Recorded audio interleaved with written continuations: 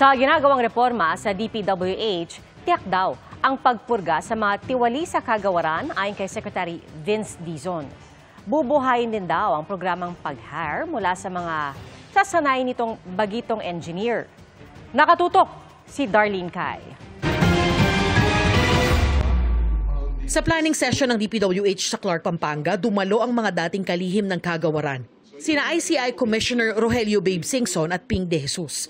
Tinalakay rito ang reformang ginagawa sa kagawaran. Sabi ni Secretary Vince Dizon, siguradong maraming mawawala ng trabaho sa DPWH.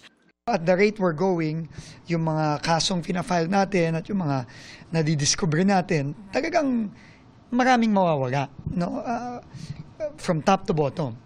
We need to also seek other external help, like yung suggestion ni Sec Babes about getting external advisors, no, sa mga engineering companies na respetado sa buong bansa. Plano ni Dizon na buhayin ng DPWH Cadet Engineering Program, isang recruitment at training program para sa batang civil engineers na kalaunay magiging mga opisyal o engineer ng DPWH.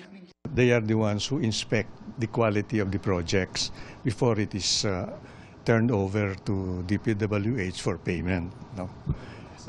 And if they find out that it is substandard, then the contractor who did it was compelled to fix it at his own expense.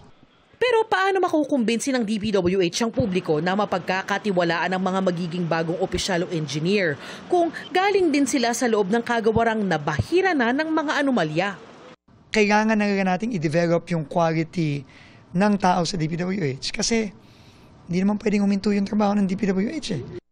Marami kasi dyan unknowing victims, no, napilit, no, ng mga boss nila to do certain things.